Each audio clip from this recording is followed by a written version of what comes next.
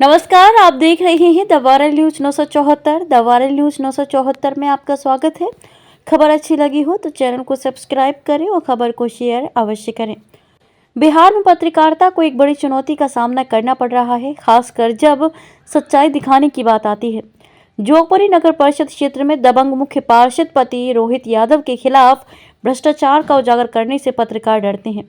इस मामले में डिजिटल पत्रकार साधन यादव ने न्याय की गुहार लगाई है, जिसमें उन्होंने पुलिस से लेकर पुलिस महानिदेशक तक, मुख्यमंत्री से लेकर राज्यपाल तक अपनी आवाज उठाई है। लेकिन दबंग मुख्य पार्षद पति रोहित यादव ने पत्रकारों को धमकी दी है कि जो भी उनके खिलाफ सच्चाई दिखाने की कोशिश करेगा वह मरेगा। ये मामला बिहार में पत्रकारिता की स्वतंत्रता और सुरक्षा के मुद्दों को उठाता है। पत्रकारों को सच्चाई दिखाने के लिए अपनी सुरक्षा और सम्मान की कीमत चुकानी पड़ रही है। ये एक बड़ा खतरा है जो पत्रकारिता की स्वतंत्रता और लोकतंत्र के लिए भी खतरनाक है।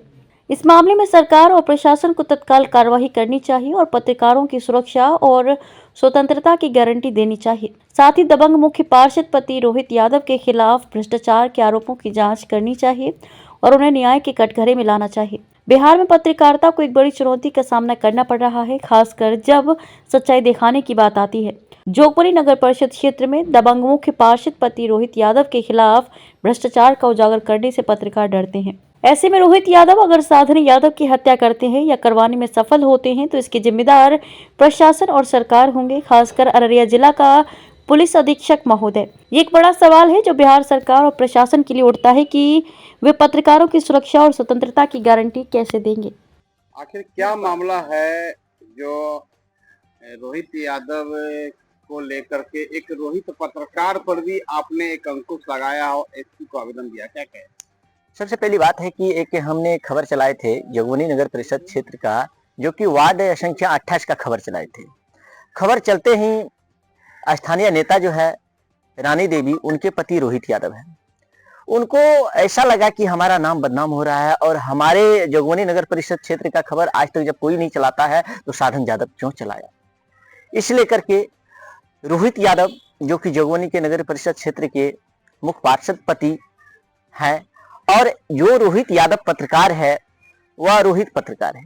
रोहित यादव एक, जो कि यादव बोलते हैं लेकिन मदरलेट में लिखते हैं, और उनका हमेशा सोच रहता है कि हम ही सिर्फ पत्रकार रहे और दूसरा पत्रकार क्यों बने। उसका काम ही यही है कि इससे लड़ा करके 10,000 रुपया लेना, उससे लड़ा कर 10,000 रुपया लेना। आप थाना में अगर आवेदन देंगे तो आवेदन भी उसी से लिखवा लीजिए, और थाना में पैरवी भी करवाना है तो उन्हीं से करवा लीजिए, क्योंकि अक्सर आवेदन आपको थाना में देने वाले जितने भी आदमी होंगे वह रोहित यादव के ही आवेदन होंगे। और हमारे जो ऊपर केस हुआ है, ST का मामला जो दर्ज हुआ है वह भी रोहित यादव का ही लिखा हुआ है। लेकिन मामला सबसे पहले यह है कि क्या हमने जब SP को आवेदन 21 तारीख को दिए, उसके बाद हमने बथना थाना में 22 तारीख को आवेदन दिए, 24 तारीख को हमने जोगबनी थाना में आवेदन दिए, तो हमारे आवेदन पे कोई कार्रवाई नहीं हुआ। जबकि धनुष गुप्ता जी को हमने, जो कि बथना थाना के थाना अध्यक्ष हैं, उनको हम फोन के माध्यम से कहे भी कि सर हम आवेदन दिए हैं, आप इस पे कुछ कार्रवाई कीजिए, क्योंकि आपको घटना का सारा चीज हमने पहले भी बताई थी, उसको पहले भी जानकारी दिए थे इस तरह का काम हो रहा है और हमारे साथ ऐसा ऐसा होता है। तो उन्होंने कोई कार्रवाई नहीं किया। SP सर को भी आवेदन देने के बाद कोई कार्रवाई नहीं हुआ। लेकिन मामला यहां फंसता है कि 26 तारीख को उन्होंने आवेदन दिया और 26 तारीख को हम पे केस हो गया, मामला दर्ज हो गया। तो क्या हमने जब 22 तारीख को आवेदन दिए तो मेरा मामला दर्ज क्यों नहीं हुआ? ऐसा क्यों होता है कि एक पत्रकार, एक समाज सेवी जो समाज के ऊपर आवाज उठाता है, अन्याय के खिलाफ लड़ना चाहता है, उसका मामला बराबर दर्ज नहीं होता है। लेकिन वही अगर दूसरे पक्ष, अगर कोई दूसरा जैसे कि नेता जो कि पैसा देता है थाना में, उसका मामला तुरंत दर्ज हो जाता है। क्या आप कहना चाह रहे हैं कि एक पत्रकार एक खबर लिखता है जी, वो खबर तक सीमित है जी, और वहीं एक पत्रकार का दूसरा पहलू है जो थाना में दलाली कर रहा है। जी, जी, जी, मतलब आपको लग रहा है कि कहीं न कहीं बहुत बड़ी पैसे की लेन देन हुई है? जी, बहुत बड़ी, बहुत मतलब कहीं न कहीं हो सकता है कि आपके ऊपर जानलेवा हमला भी हो सकता था। बिल्कुल, बिल्कुल। ये तो उसी दिन हमको हत्या कर देता। आपको सुने होंगे, क्योंकि जब हमें रोहित यादव हमसे बात किया था, पत्रकार रोहित यादव, तो रिकॉर्डिंग में आपको हम सुनाए और रिकॉर्डिंग भेजे भी थे कि मामला यहाँ तक थी कि हम उनको वह बता रहा था कि हम ही बचाए। भाई जब आप ही बचाए तो आप तो और पत्रकार को भी कह सकते थे, और पत्रकार को भी कह सकते थे, आप छुट्टी थे, 112 पे कॉल भी कर सकते थे। क्या मतलब इस बात की पुष्टि हो रही है कि आपको रोहित यादव जो उठा के ले गया था या आपके साथ अभद्र व्यवहार किया गया था या मारपीट किया गया था, इस बात को वो रोहित यादव जो पत्रकार हैं जी वो एक्सेप्ट कर रहे हैं कि वहां पे थे, एक्सेप्ट नहीं, वह कह रहा है कि हम ही छुड़वाए हैं। छुड़वाए, मतलब इसका मतलब है कि वो अगर रोहित यादव से पूछा जाए, अगर सवाल पुलिस करती है, जी अररिया के एसपी अमित रंजन अगर उससे रोहित यादव जो पत्रकार हैं उनसे अगर पूछताछ गहन जांच की जाए तो दूध का दूध पानी का पानी हो जी जाए। जी बिल्कुल बिल्कुल, वह तो साफ साफ बता रहा है। दूसरा बात है कि जब जोगबनी नगर परिषद क्षेत्र जो कि सरकारी है, वह कार्यालय जो है, कार्यालय तो सरकार का होता है, उसमें जो सीसीटीवी कैमरा लगा हुआ है, उसका जांच का मांग हमने कई बार की है। यहाँ तक कि मुख्यमंत्री नीतीश कुमार, राज्यपाल, अपर मुख्य सचिव, सचिव, पुलिस महानिर्देशक, पुलिस अपर सचिव, सभी से हमने इस सीसी कैमरा जांच की मांग किए हैं, लेकिन अभी तक में हम इस पे कोई कार्रवाई नहीं देख रहे हैं। लेकिन सबसे पहली बात यह भी है कि क्या पत्रकार पर झूठे मामला, जो व्यक्ति को आज तक हमने देखे नहीं, क्या उन्होंने हमको अगर पैसा दिया है, उन्होंने झूठा आरोप लगाया है, तो हमसे नहीं मिला होगा? क्या वह मेरे पास नहीं आया होगा? क्या हमको कॉल नहीं किया होगा? वैसे पैसा दे दिया होगा? क्यों ना उसका मोबाइल का लोकेशन और मेरा मोबाइल का लोकेशन जांच किया जाए? क्यों ना सीडी निकाला जाए? थाना में जो आवेदन दिया गया है जी उसमें तो बताया जा रहा है कि किसी स्टाम्प पर भी आपसे लिखाया गया है। कोई स्टाम्प पे नहीं हुआ। रोहित यादव जब हमसे बात कर रहा है, पत्रकार रोहित यादव जो कि वहां मौजूद था, उन्होंने सादा कागज पे साइन करवाया था। वो खुद कबूल कर रहा है कि हमने साइन करवाए थे, हमने लिखवाए थे। वही सादा कागज का उन्होंने उपयोग करके उन्होंने उसमें जो भी बनाया होगा, लेकिन हमने कोई स्टाम्प पे साइन नहीं किए, कोई अथी पे। हाँ, लेकिन ये जो हकीकत है कि हमको बंदूक सटा करके 8 सादे कागज पे उन्होंने साइन करवाया था।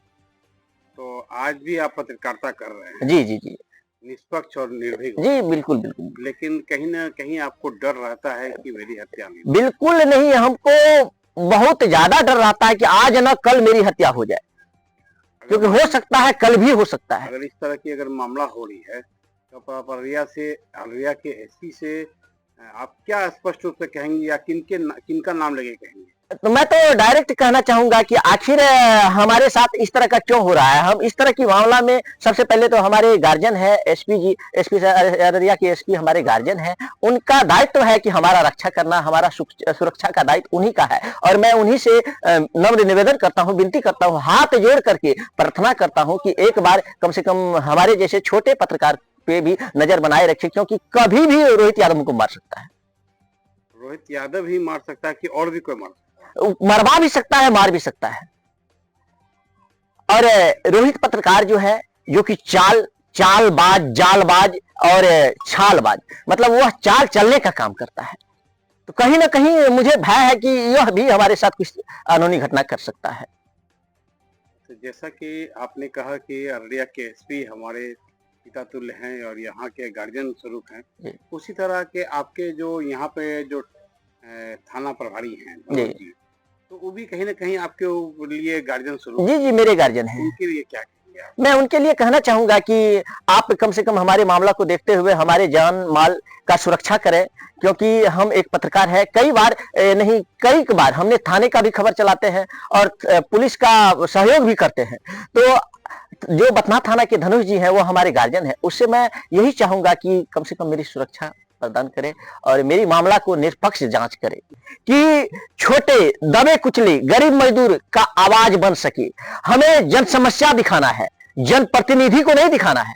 हम जन समस्या का आवाज उठाने के लिए पत्रकार बने हैं, ताकि जन प्रतिनिधि का मतलब बड़ाई करने के लिए हम पत्रकार नहीं बने हैं। हमारे लिए जन समस्या मैंने रखता है, जनता का क्या समस्या है। आप देखते होंगे हमारी खबर में कि हम खास करके कुछ ऐसा खबर चलाते हैं जो कि जन समस्या से जुड़ा होता है। आप हमारे चैनल पे भी देख सकते हैं कि जन समस्या से ही जुड़ा हुआ सड़क, नाला निर्माण, नल जल योजना, ये सारे खबर चलाते हैं। इसलिए कि मैं जनता के लिए लड़ना चाहता हूं, या कि जनप्रतिनिधि के लिए लड़ना नहीं चाहता हूं।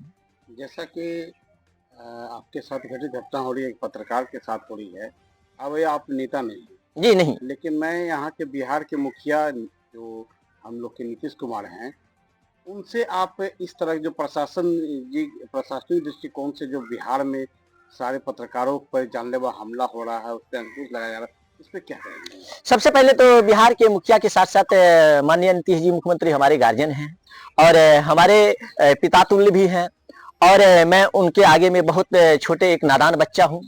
तो मैं यही कहना चाहूंगा कि हमारे जो बिहार के मुखिया मुख्यमंत्री नीतीश जी है, उनसे यही कहना चाहूंगी कि हम जैसे छोटे नाबूद छोटे बच्चे छोटे पत्रकार के लिए कुछ करें, क्योंकि इस तरह का बहुत ऐसे है कि डर लगता है, सच्चाई दिखाने में बहुत डर लगता है कि कब हत्या हो जाए नहीं हो जाए। इसलिए मैं नीतीश जी से कहना चाहूंगा कि सर एक बार आप कम से कम हम लोगों को भी कुछ ना कुछ सुरक्षा प्रदान करें।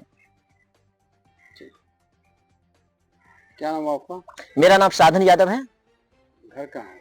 घर श्यामनगर, वार्ड नंबर 13, पंचायत भंगी, प्रखंड नरपतगंज, जिला अररिया। क्या करते हैं आप?